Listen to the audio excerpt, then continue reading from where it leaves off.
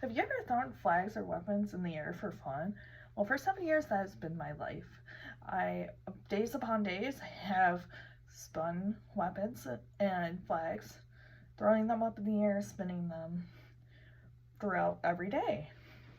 If you know, if you are going into color guard or winter guard, you're going to want to know these things. You want to know the different types of equipment.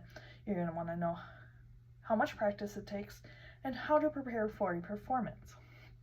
So first off, the different types of equipment.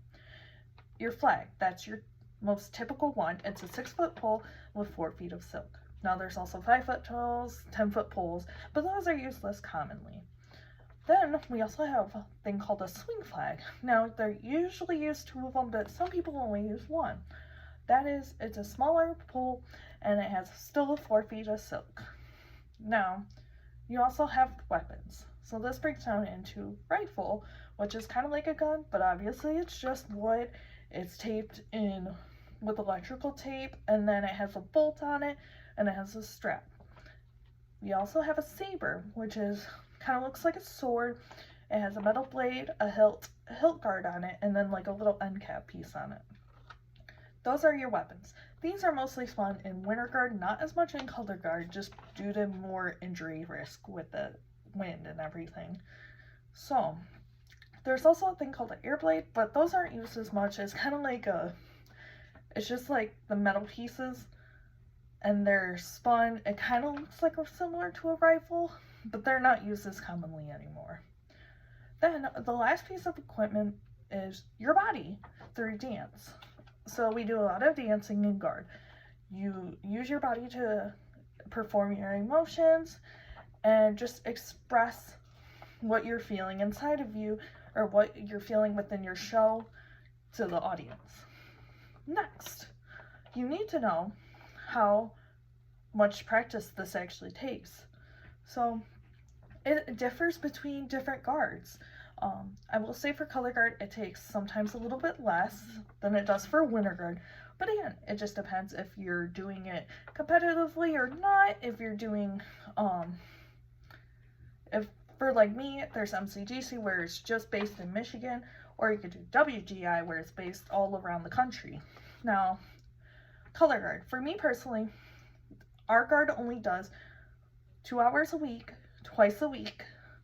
And then we also have a rehearsal with the full band, and that is 2 hours as well.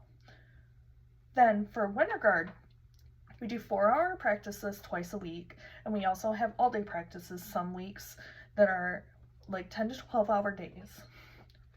It kind of just depends and varies based on your coaches and yen, whether it's based competitively or not.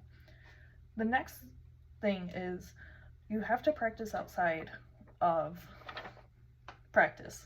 At least for me personally, I recommend strongly that you practice outside practice. That's what makes you a better performer and just get you better, and honestly it builds your self-esteem up a lot.